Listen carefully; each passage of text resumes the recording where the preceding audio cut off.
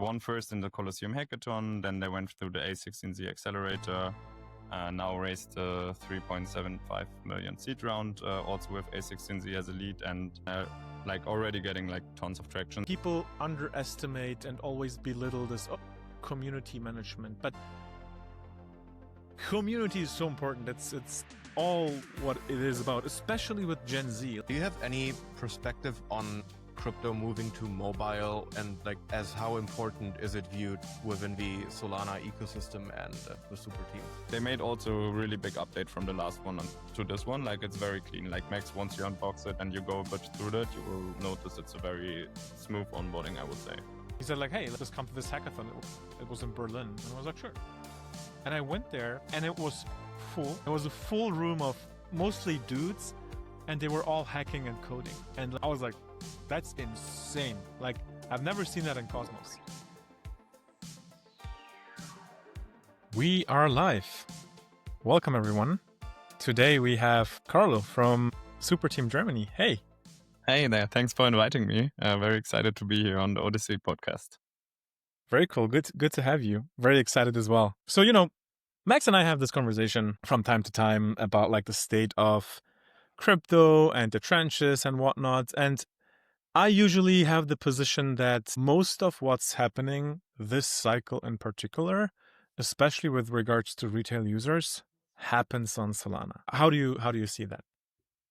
I mean, I'm a bit biased since I'm working in Solana, but yeah, I think there's a lot of users, there's a lot of builders, and people like actually working on innovation in our ecosystem. And I think, yeah, we play also a good essential role with the super teams all over the world there, because we kind of help and funnel those people and support new startups and new applications, which in the end also attract new users, because if there's more things to do, there's more things to use, I guess. Yeah. I mean, that's maybe the best intro. Like, most ecosystems have grants programs or builders programs or some sort of like support tracks. But I feel like Superteam is a little unique, and you also have your own community. You create your own content. Could you maybe just like explain for the people that don't know exactly how Superteam works? Like, how is it architected, and how do the different Superteams work, and what do they do? Yeah, sure. So I mean, from the very easy level, basically, it's we like to call each other or like the super teams as the talent layer for Solana ecosystem.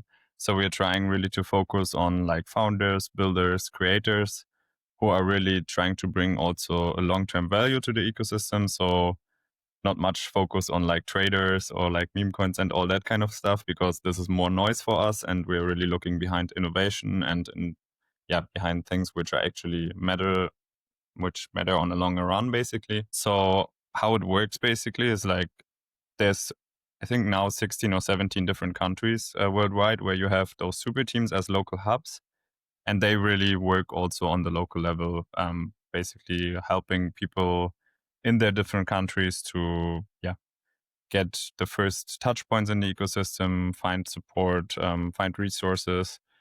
We also have like smaller grant programs and other ways to support those people. A lot is happening in real life, and I think this is also like basically like helping us to funnel people in, because if you host a lot of events, if you bring new people together, especially also you find new ways also to teach them and to get them also hooked in the blockchain sphere. And then it's as I said, like more local talent hubs, but then we are also like a global network.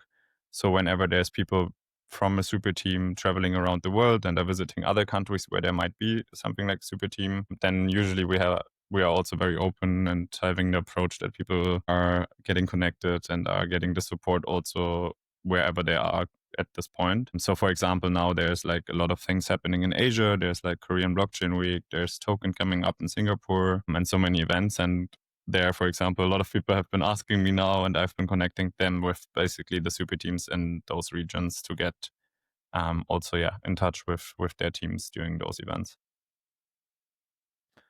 So you mentioned it's a talent hub, and you want to build kind of like a pool of talent that comes into the ecosystem and builds great tools.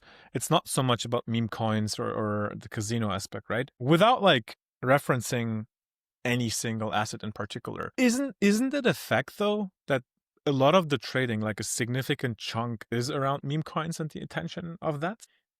I've seen a few tweets also from Tolly that were rather dismissive of meme coins, and I always ask myself, I mean, I totally understand where it comes from a legitimate builder's viewpoint. It's easy to dismiss something like meme coins. What I'm trying to do is just to like acknowledge what is happening on chain and just like look at it that way. Why do you not look for meme coin builders or like people that build infra for trading meme coins or anything like that? Or do you?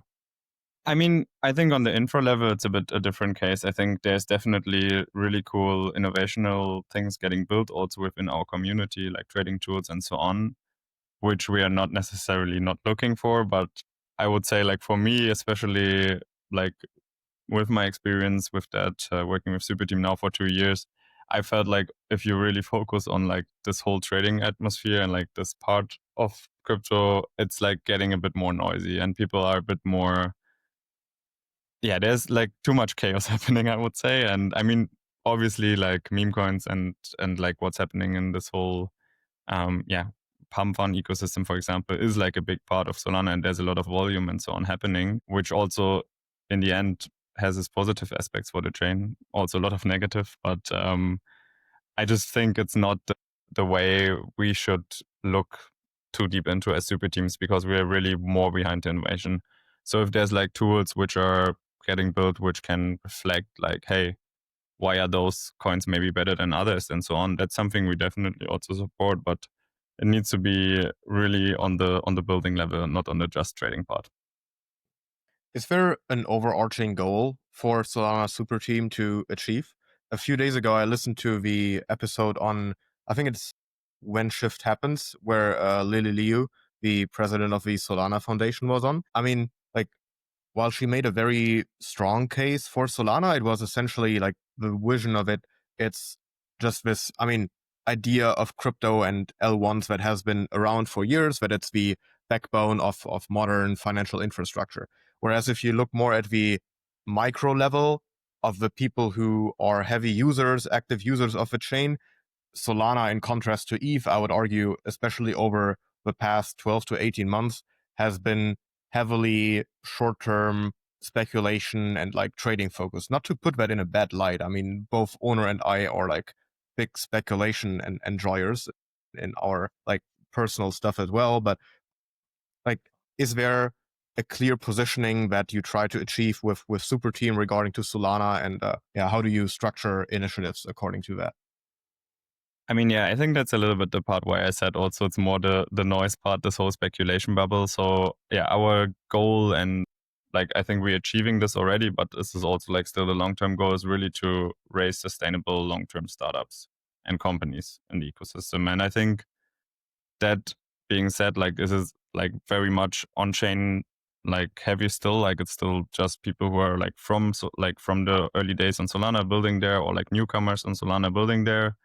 But there is like also shifts in a more institutional direction where everything is being said to be a little bit more professional, a little bit less degen, I would say. But yeah, it's like in the long run, I can't really tell. In the short run, I agree. There's some things which are a bit more, on the speculation base. But I think from like seeing startups coming also through super teams and like in our community, but also other countries, there's definitely a lot of cool companies which are very successful nowadays, and which are not just on the speculative level. Yep.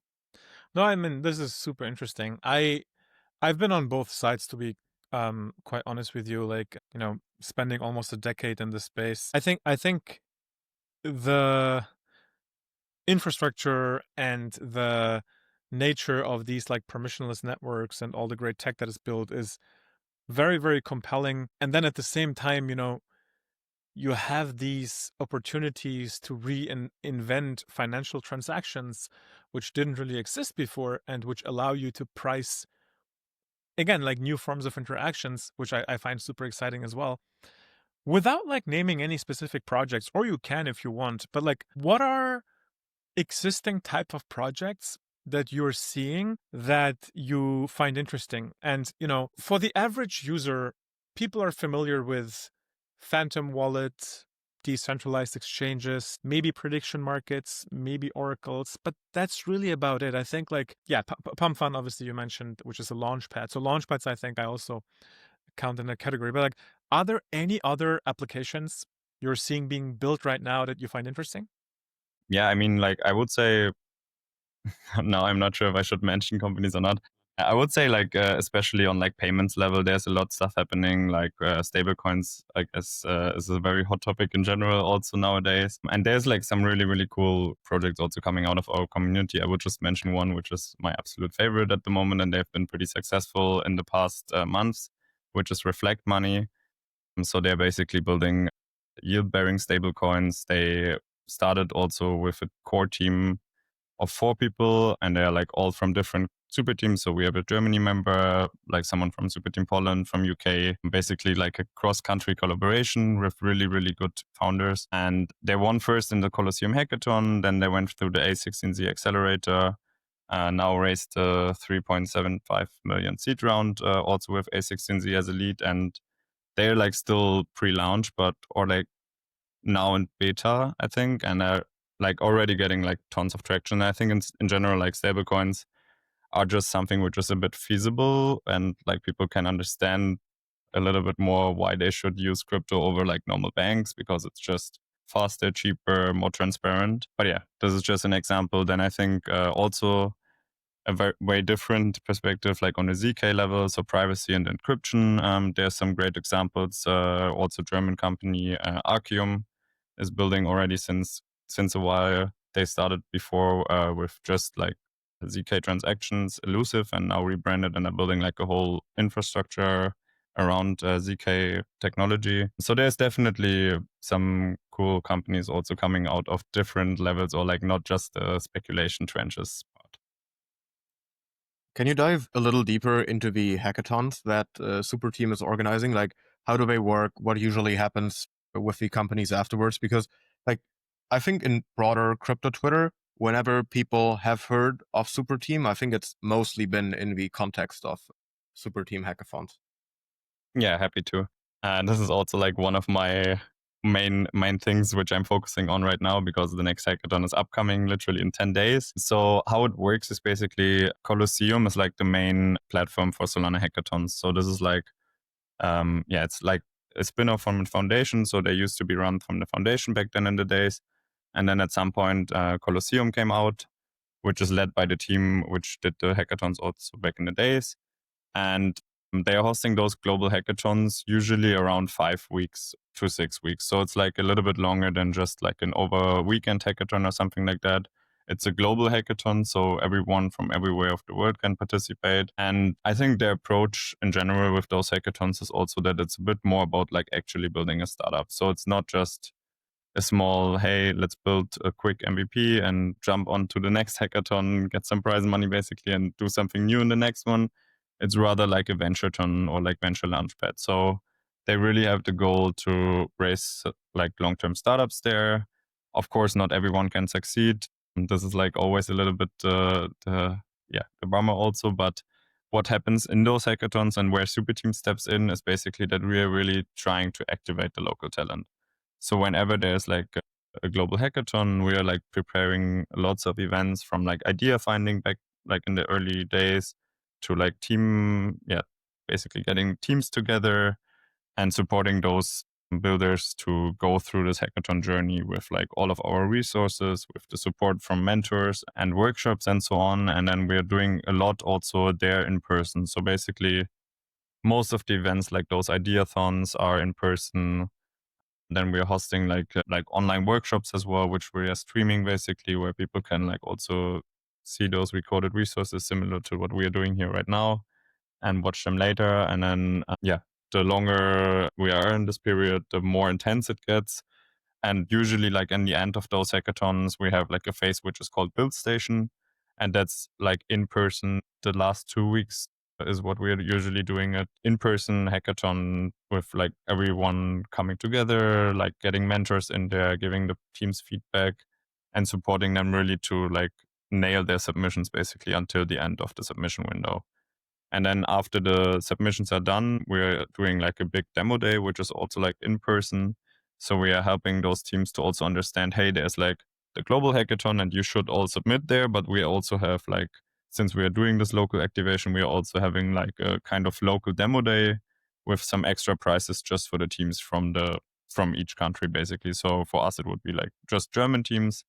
So whoever is like submitting to the hackathon from Germany and is like joining Superteam basically and our build station and the demo day and pitches there is also eligible for those local prizes. So this is like a little mechanism how we are also attracting some new builders from the country and are helping those who are working on projects to get incentivized and get some more support. How crypto friendly do you find Europe and Germany in particular, especially for builders? That's a good question. I mean, Germany, not that much, I would say. I think there's still, I'm not too deep into like regulation topics and so on, but like there's still a lot of barriers. I've already seen a couple of founders and teams basically moving out of Germany, which we supported from the early days because they didn't want to incorporate here because of certain laws like exit tax and so on. So yeah, I think there's still quite some difficulty coming with that, but yeah, I hope that we can move to brighter days with that, and not all the good teams are going to SF at some point to really crush it. Like I think we're still not there, but let's hope that we can also build some ground steps and make this a bit more friendly.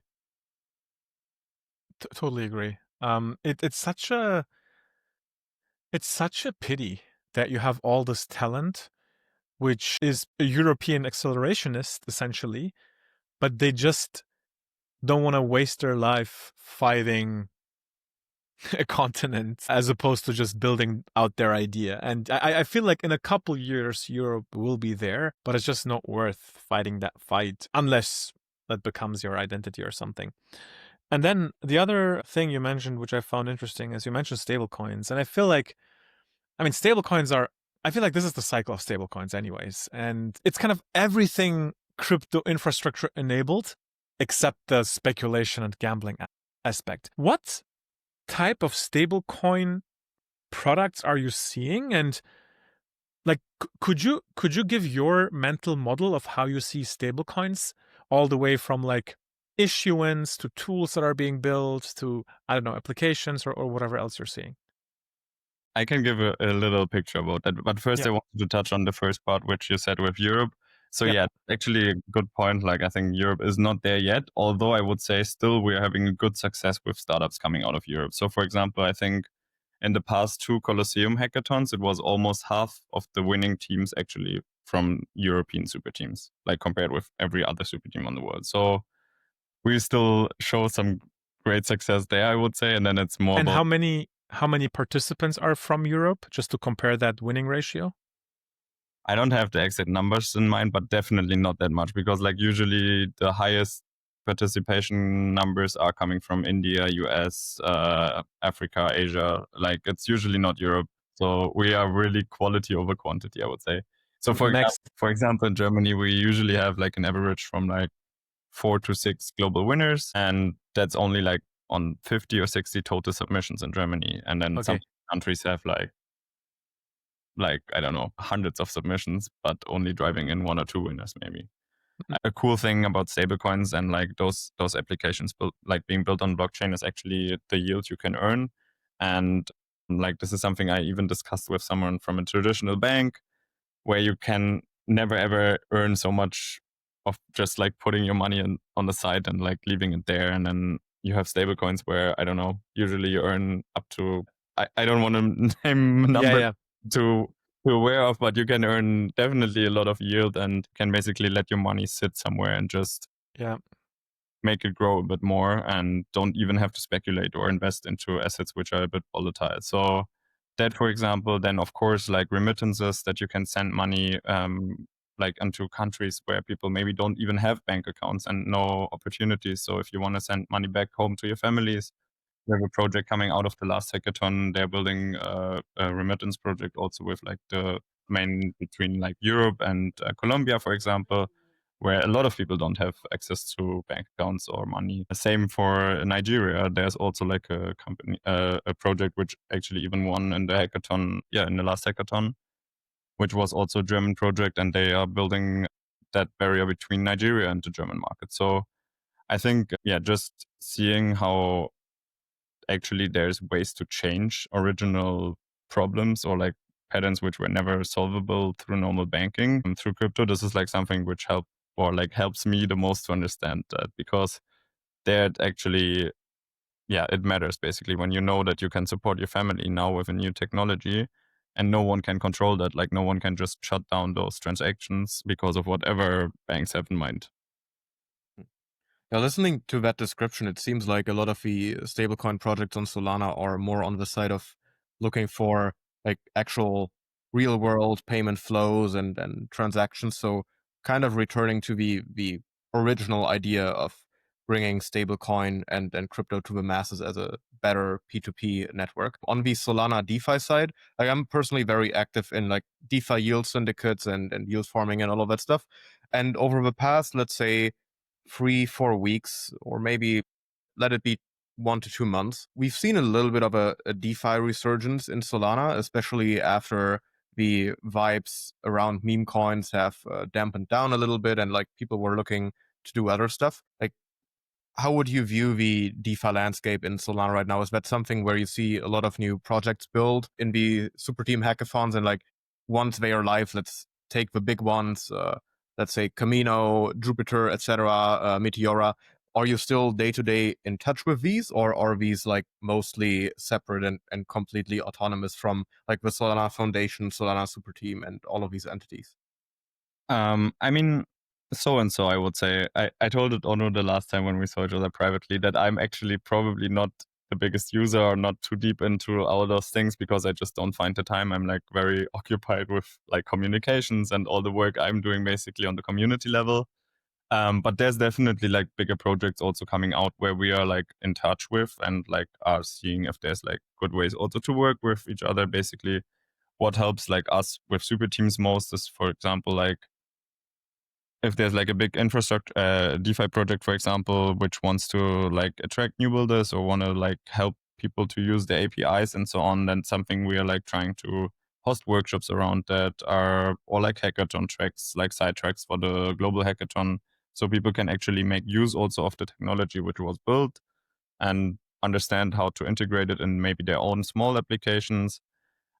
On the user level, as I said, I'm not too deep into there, but I think there's a lot of people in our community also who are using those bigger projects and are always looking also to give feedback and that kind of stuff. So there's definitely communication between projects and us also.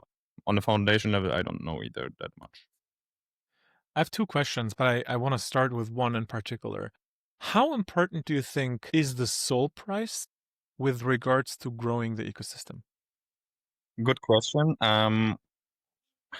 I would say, and I'm always saying this, but maybe some people see it different.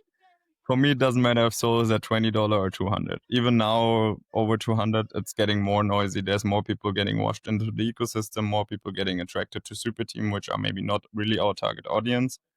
So I remember when I started to work at Superteam, we were at the $20 levels, and it felt to me it was a more organic, healthy community of dedicated builders. And now, obviously, there's big waves of people coming in and a lot of attraction there, but not always the best people coming in now. Yeah, no, I totally resonates. I remember when I was more active building in Cosmos, I had a debate with someone building on Solana on whether Solana is dead or not. And it was just a time where FTX happened and SBF was arrested and the SOL price tanked to below $10. I didn't expect the price. And he just invited me to a hackathon. He said, like, hey, like, just come to this hackathon. It was in Berlin. And I was like, sure. And I went there and it was full. It was a full room of mostly dudes, and they were all hacking and coding. And like, I was like, that's insane. Like, I've never seen that in Cosmos. And that's when I knew very, very interesting. Like, people seem to not care about price or anything like that. Most people seem to just like build because they like the ecosystem. I was a little bit biased when I went to one of the Solana conferences, and the vibe was more VCs and like speculators and traders instead of like DEF CON, for example, which was mainly like builders and protocol designers, at least in the early days. I think now it's changed as well. But yeah, no, I find it super interesting. I actually believe it. I think it might even be a net negative, the price going up, because you have way more dilution. Yeah. Like I think that hackathon you're mentioning must be Grizzlyton, Build Station 2023 February, around that time. I think I don't remember, but yeah, could be. It was like a 5-week long build station. So this was the first build station we ever hosted, and it was like completely insane. Like 5 weeks Yeah. in through a W3 up. It was also the first touch point for me, actually. Like I joined Superteam in that build station as like a community member, and then a few months later basically got onboarded to the team. And yeah, it was quite interesting. I was also very surprised because yeah, I would have told like vibes are down. Like I think Sol tanked more than every other ecosystem from this crash. But yeah, I think there was a pretty interesting metric which I saw also then at some point where you could see like the inflow of like developers coming to Solana after this crash was like bit like X or something. Like there was so many new people coming to build on the chain, even though the sentiment was not the best and everyone was like shitting it on X and like was like saying, hey, this is dead basically. I remember it really, really good. And yeah, it was for me super, super interesting. And then about the conference, I don't know. I've not attended the very, very early ones. Like my first breakpoint was in Amsterdam, end of 2023. And then last year, Singapore. And then this year, I will go as well. But for me, I think I have also not been to DEF CON, so I can't really tell. But I think usually from my perspective, those Solana events are definitely my favorite conferences I've traveled to. So if I compare it with something like Token 2049, for example, it was way, way, way less chilly or like KOLs or VCs also. I didn't felt too much. It was rather like builders, people from ecosystem projects, people looking for valuable connections and not that many just creeps which are walking around and trying to sell you something. So I really had always a good vibe. But yeah, I'm also, with my position, I think it makes it a bit biased. And I've been like in the ecosystem for over 2 years now. So I know a lot of people. And then it's also a little bit like a family class, something like that. Speaking of the like price changes, etc., and the sentiment shift, is that something that you feel in your day-to-day work with Superteam? Like, has anything significantly changed in the interactions you have with hackathon applicants and builders or projects that you interact with? Let's say if you compare Q4 2024, where everybody was super hyped about Solana and it was like the new consensus bet, versus let's say the summer months of this year, where everybody was frustrated about like extraction in the meme coin trenches and like Solana sort of being framed as, yeah, there's only meme coins and speculations going on there. Like, to what extent do these rather short to midterm sentiment shifts reflect in your work? To be honest, not that much. And I'm very happy about that because like I think this is something we've been kind of clear from beginning on and somehow organically never had that much problems with, like that people are actually talking about prices or like complaining about a few things like this whole meme coin casino aspect and so on. So people know pretty well like what Superteam is doing, and so they are also not trying to put any other labels on us basically, and are not putting us in touch or like in the same label with those like for example extraction models and so on. But yeah, there's like always of course sentiments going around in the community, which I think is a bit more like a thing where I'm getting a bit worried. I mean, it's certainly for Solana I think also a good thing, but like this whole more looking onto an institutional level and like this kind of shift is definitely a bit, or like from my perspective, rather something where I feel like, hey, like we have always had like a very vibey community. It's been like really about like developers and like those builder vibes and all that kind of stuff. And now that we're looking into like a bit more like, yeah, this like everything is getting a bit more professional, institutional and so on. That's rather something where I see some people are maybe not that happy with it, and some like OG people from our community feel like, hey, this is not their vibe or not their super team. Although like people are not frustrated or anything, but I can see that there's some some changes in the community around that, I would say. More This than like whole in any terms of like, hey, like Solana is, or like there's things which are extracting stuff from the ecosystem, or like anything to the meme coins or trading related. since you mentioned the maturation of crypto as a whole and like some of the OG people kind of not wanting to hang around in this industry anymore, would you say that Solana is still one of the retail driven ecosystems, or is it more institutions taking over? For example, I mean, I'm mostly active in Ethereum DeFi, and there it has very much shifted towards like a pro tail, like very DeFi power user and institution heavy audience. I mean, you still have retail around, but basically nobody is really building for these people anymore, unless you're talking about L2s like Base and what we're trying to do with the Base app, etc. But like on the things that carry size, volume, and like a lot of TVL on ETH, it's been a very institutionally geared focus. And also, if you look at the discussions on crypto Twitter, people are talking about integrations of crypto into whatever investment banks. People are talking about DATs. So is that sentiment affecting Solana at all, or is it still very grassroots retail? We build for the people driven. I think we are like in a kind of mixture between that right now. Like there's definitely still retail, there's definitely still this kind of grassroots DAO sentiment, which we are also trying obviously to hold up and do with super teams.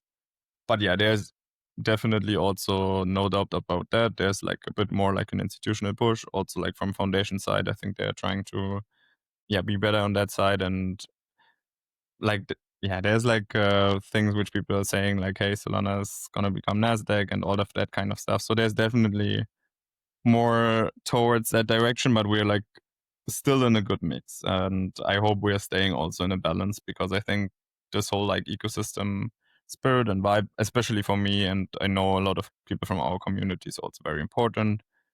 And I think this is also a little bit like more the mission of Super Team than just like this whole bigger picture with institutions and so on.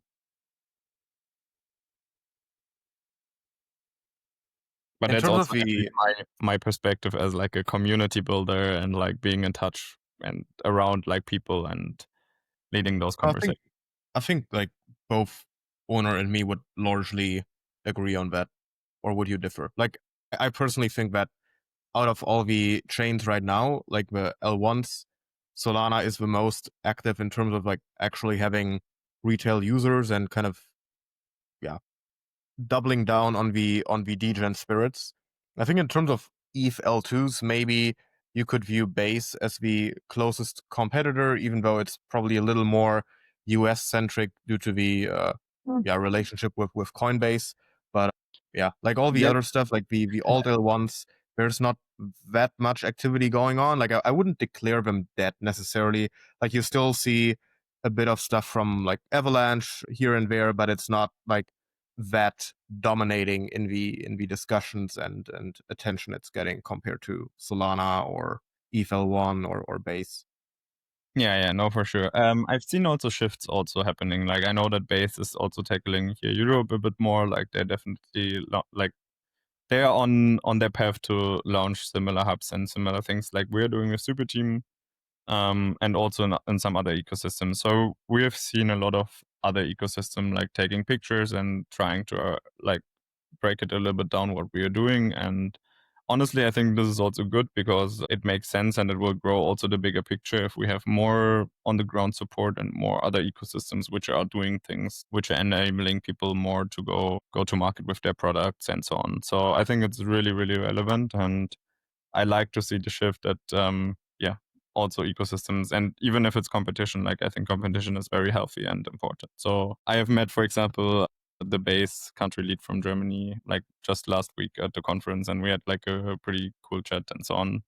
And they were like, hey, yeah, Base is like the builder ecosystem and the best builder ecosystem and so on. And I'm like, hey, probably you're gonna work on that, but I'm not sure if it's that yet. A bit biased also with my perspective, since we are actually like working a lot with builders, and especially in person. I think we made our job right over the past years. I really think Solana and Superteam's contribution needs to be studied. And I mean, I'm just saying that because, again, like working in crypto for so long, it's not that easy to dethrone Ethereum from a retail application innovation perspective. I think Ethereum is far from dead, and it has a ton of liquidity. It's amazing. It functions. It serves its purpose well. But Solana coming out of nowhere, so to speak, a couple of years ago, and being where it is today, I really think needs to be studied, because literally every L1 ecosystem has tried that and has failed. And I would argue that if you cut basis funding, which is never going to happen, but hypothetically, it will die. Maybe not, but like, I think it's very, very artificially pushed, which is a fair strategy, because I think that's how you meme it into existence, and at some point it will be big enough to sustain on its own. But Solana, for some reason, just like, yeah, it just happened. And again, like, I was never deep into Solana until you couldn't avoid it anymore. It was like everywhere, and every new application that has had some form of innovation was Solana first. And I remember like one Alliance DAO founder, I don't know if she or Imran, tweeted something along the lines of like, at this point, it would be like irresponsible of us not recommending founders to launch on Solana first, right? Like, you always have these cycles where, there's like Base now, or there's like Blast ecosystem, or hey, like you should look at Sonic. But then these are like massive risks, as opposed to just picking the obvious established one that just keeps growing as an ecosystem and in terms of users, which is Solana. So I couldn't avoid it anymore, and I just like joined, and I was like, oh wow, like I was blind in my Ethereum bubble. This is very interesting. That was my experience, and now I'm like, yeah, I love the Solana ecosystem. I appreciate it. But yeah, I think it was a bit similar for me, because I came more from like Ethereum, although this was not like too much on the builder side or anything. It was just like me learning about crypto, getting in there, trading some NFTs and all that kind of stuff. But I was like, I remember like 2022, I was shitting on Solana. I was like, yeah, what is this even? Like Solana Summer? Like I was just drugged all the time, and I had no idea, and nothing made sense.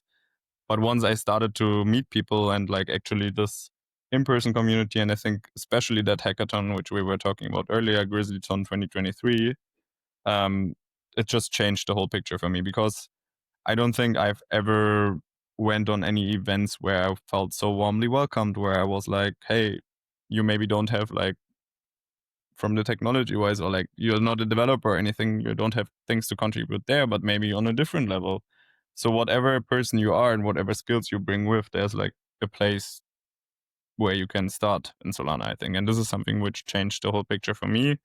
And this is why I got super hooked. And then at some point, probably also being lucky in the right time at the right place, was asked also to contribute even more and join Superteam. And this basically accelerated the journey also a bit more than for me. But I think there's many of those stories, and many people I met also which came from nothing and went super successful through our community. And this is like, for me, also amazing to see.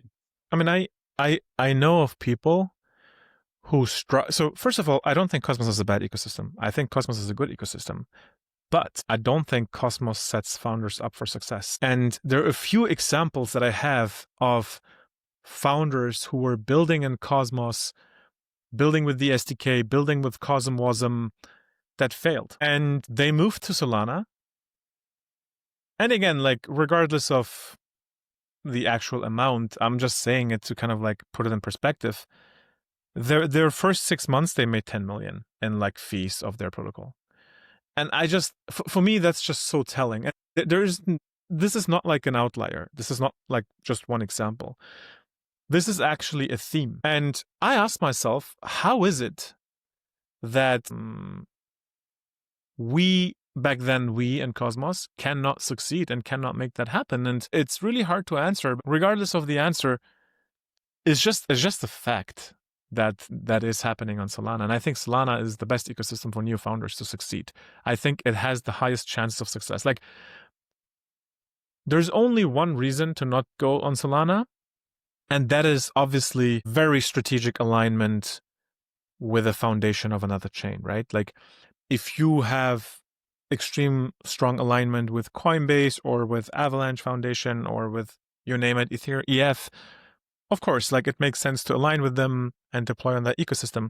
But if you kind of like are a grassroots founder who starts fresh, I still think Solana is the best ecosystem today to build. And that doesn't mean that you have to stay there forever. I mean, in fact, I don't even have that box thinking in terms of it's Solana versus anything else. Like, at some point, obviously, we're going to have abstractions and people, like even Phantom Wallet is a great example, right?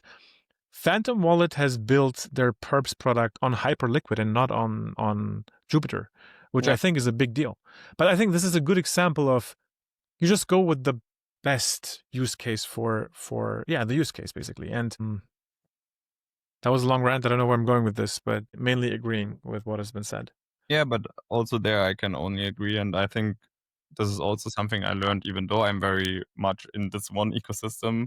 Tribalism is never something which helps you to succeed. I think whenever we are successful founders and like they want to expand to other ecosystems, I think there was not any case where I said, hey, no, you should stay on Solana. I was always like, yeah, definitely go for it and see also what happens on the other ecosystems and so on. I mean, obviously I want to have people build here, but that doesn't mean that they cannot move around and do also other things. And I think it's really, really important to think more on the long run, global and cross-chain level, and really go out there and go for the bigger picture and not just for, you stay here and you do only this and this and this, because this will never help anyone, I would say.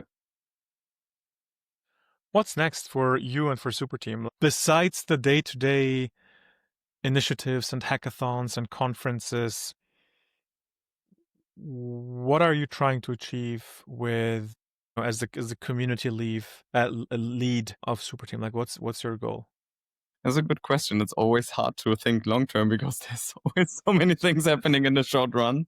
I think now it's fully war mode on. Like, the hackathon is like at least until end of October the biggest picture. But yeah, in general, like, it's always about like kind of growing the community, but also checking, hey, who is actually like actively involved, who's not. We have like a member space, which is a bit more the core community. I would say I'm handling it very inclusive in general here. So for us, like, I'm treating members definitely well, but also treating everyone else up very well. Like, some other countries are doing it a bit more inclusive, exclusive, and like members are like the top notch and everyone else is like sometimes being ignored and so on. Like, I'm really trying to focus on everyone and helping most of the teams and founders. But yeah, I think growing and working on that, as always, seeing what could be also new ways to support people. I think that's also something like we've been spinning around and replicating things which we have been doing successfully over the past 2 years. And sometimes it's also great to come up with new initiatives and new ways to support and do those things. And yeah, just learn from also what happens in other ecosystems. As I said, I was last week with this base lead and was starting a little espionage on a build on base workshop to see what they're planning and what's happening there. Yeah. And I think we can only learn from each other. So I'm happy also if those people from other ecosystems are getting in touch and asking questions and are learning from our learnings, and the other way around. Yeah. Okay. So you mentioned membership, and I think most people perceive Superteam as this like crazy privileged thing, but so people can actually join. Yeah, people can actually like apply and join. And how does that work? Like, what responsibilities does this bring, and what privileges do come with it? Yeah. So I mean, as I said, I'm a bit more like the inclusive than exclusive person because I don't like to exclude people. I think it's just a personal thing.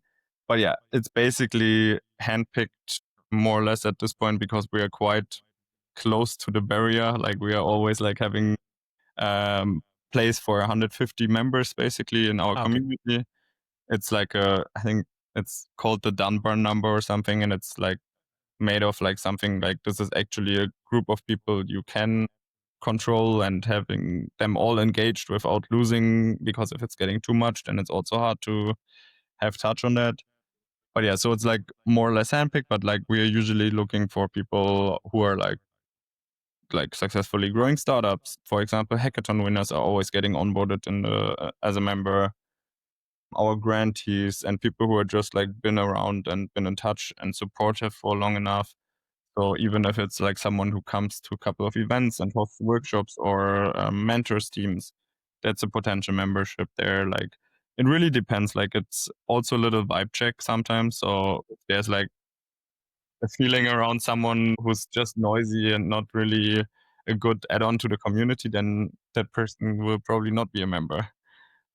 But if it's like someone who's like very open to help and to be also in touch with the other people, in the end we really want, or like this is the original idea. I don't think that it's really achievable, but like the core idea of Super Team was like, hey, you build up a community and at some point they will be like all self-engaged with each other and you don't even need like a core team putting out to other pictures. But I think this is a dream and not really possible. I think without us as a core team, it would be very, very much difficult. But yeah, I think like for us in general, like although we have grown so much in the past years, it's still like the biggest goal is growing the spirit around the builders, helping people to support each other. Also, like what I just said, I think it's still very, very heavy lifted on our team, but like ideally, the more people support each other also, and the less is just on our hands, the better.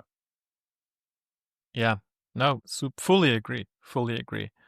Can you send me this 150 people number and where the like philosophy comes from? That sounds very interesting.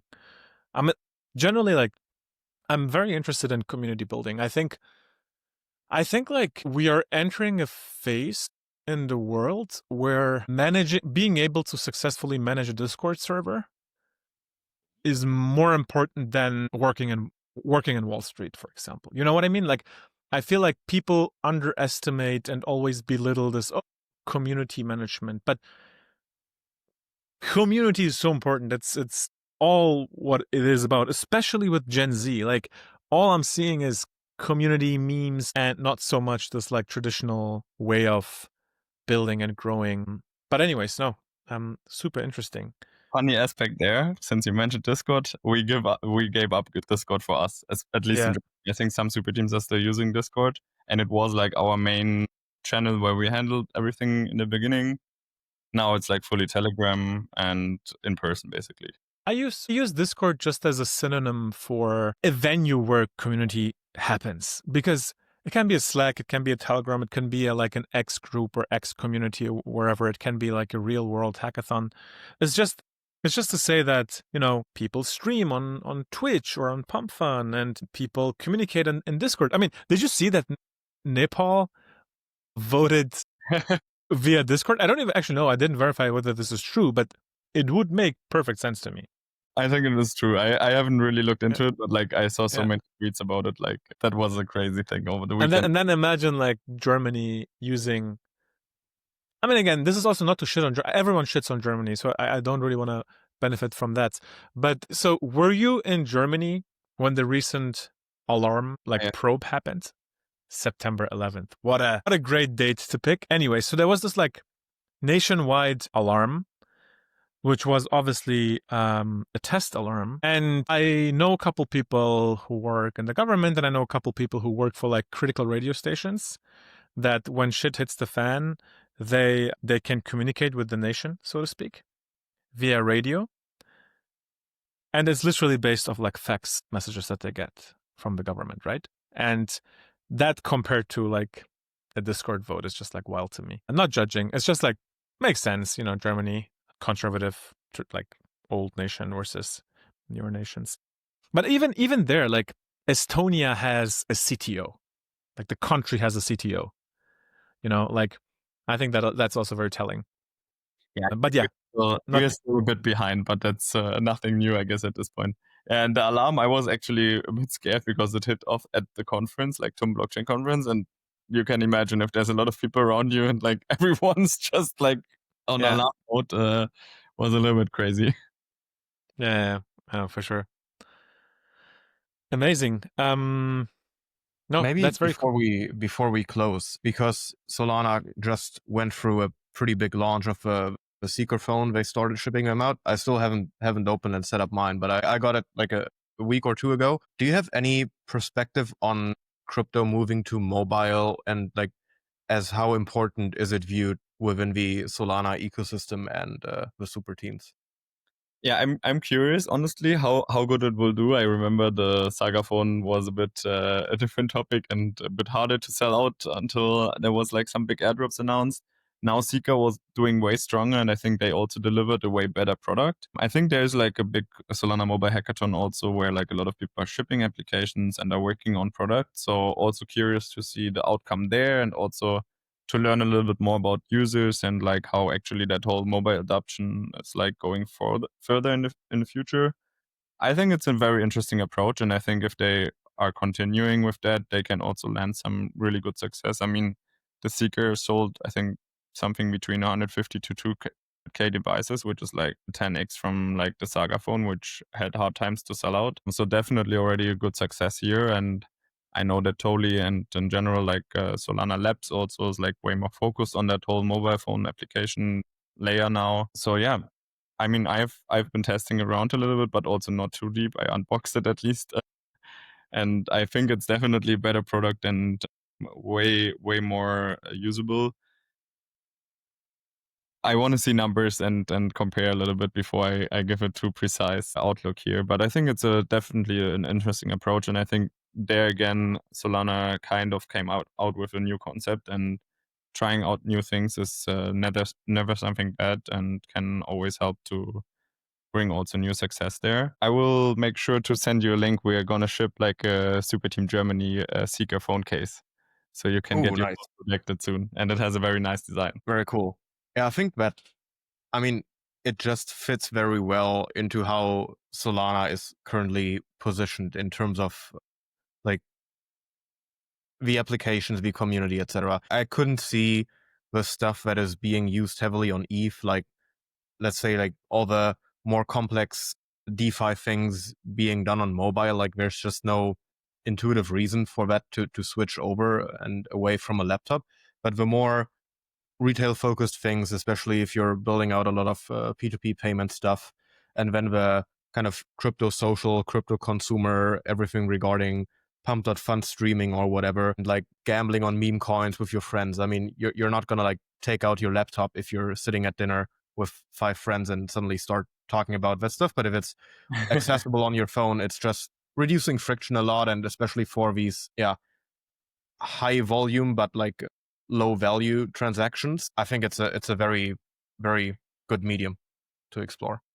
Yeah, I can agree here. I mean, I'm personally a bigger mobile user than my computer. Like, I use my laptop obviously for work and meetings and all that kind of stuff, but like most of the time I try to keep it mobile. And I think the more mobile friendly and the better apps we get also to be used on phones, the more it will help also something Yeah. like this.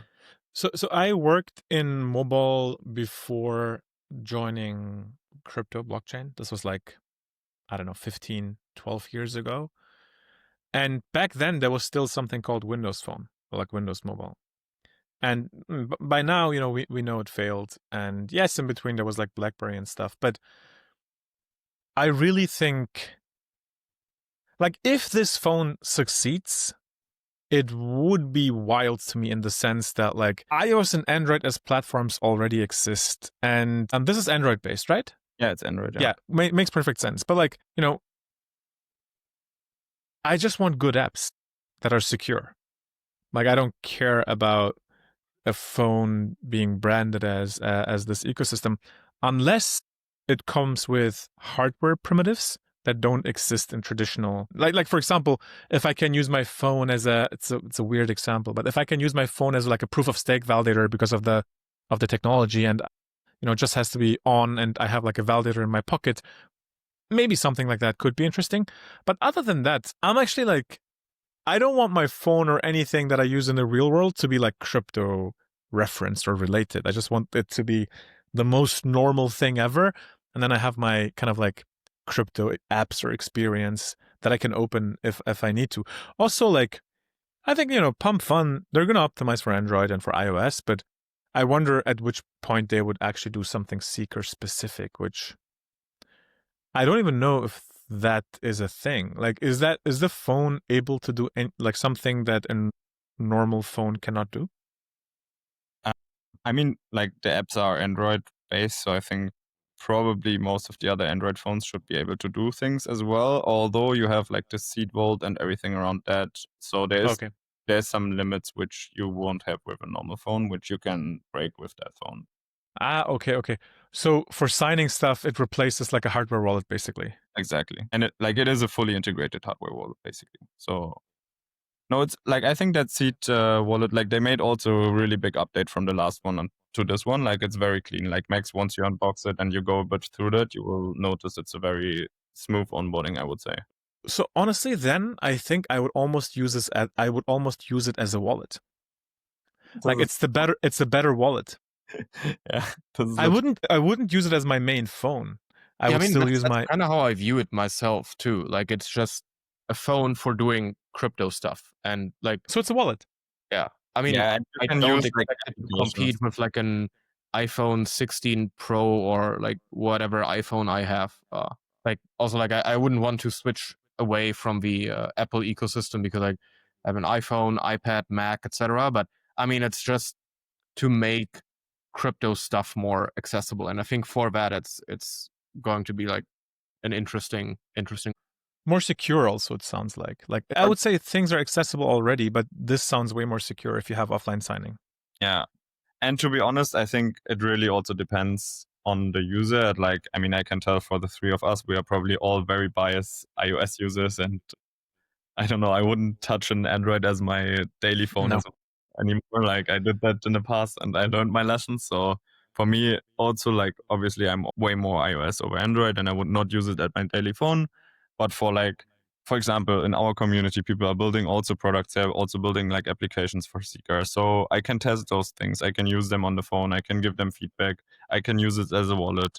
Like there's definitely things I can play around with. For me, with that phone laying at my place at home, I also would like to keep it at home because it's a Solana branded product. Nowadays, there's anyways a bit more focus also by criminals on crypto stuff. So I don't want to run around with a phone where everyone can see like, hey, this is a Solana phone. Maybe he has a lot of money. So yeah, that's crazy to me. Anyways, it's like just you go concealed carry your phone, of course. The Superteam case, yeah.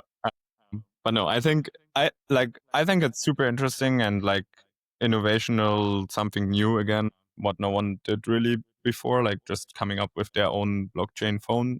And I think that hardware wallet aspect behind it with the seed vault is definitely a new type of technology, which is also cool because like usually most of the time, if you think about crypto products, it's a lot of just software stuff. And actually having something like that is interesting. If it will succeed, difficult to say. I'm definitely also more the iOS Apple Power user. And I think most of the people are. Although I would say like Asian markets and so on, there's like probably way, way more people who are using also Android phones. So there is definitely some millions of people to onboard also if they're like Android users and are looking for blockchain phones. Amazing. Carlo, we're at the hour. Where can people meet you? How can people contact you? Or like in general, how can people contact Superteam Germany or like any other super team in the world where they live? I think best way is to go on our Twitter, follow us there. There's like a link tree linked. I'm always like my DMs on Telegram are always open. It's just CKs with double E. I can put it maybe later in the comments or something if anyone wants to contact me. Our Telegram is also just telegram.me/superteamgermany. It's a closed channel because we had a lot of scammers in there. It's basically application based, but I'm always looking who's like applying to join and approving them. Otherwise, if you're in Berlin, we are every Friday at W3 Hub. If you're in Munich, we're also hosting co-working Fridays down there. So we have like open co-working sessions every Friday in Berlin and Munich, and hopefully expanding that also to other cities in the future. Yeah, we have a hackathon upcoming. And most of the time, if those things are happening in Berlin, we are at W3 Hub. So this is like our kind of place we've been from the beginning on and are very close community partners. But yeah, we are like going around Germany also for certain events. We have been now in Munich to a blockchain conference, before that in Dortmund. We're going to CBOS end of the month in Frankfurt. There's going to be some events. Yeah, wherever we are, you can find us. I think we're posting everything on Twitter every week with all the events and so on. And same should work for the other super teams if they're doing their work right. Amazing. Well, thanks for your time. Very insightful. I would love to, maybe we can do like a hackathon exclusive or something in a couple of weeks and see what projects come out of it. Yeah, that would be cool. I'm always down to chat. It was a very warm conversation and I enjoyed it with you. Thanks for inviting. Likewise. It was great having you on. Have a good one. Thank you. Ciao.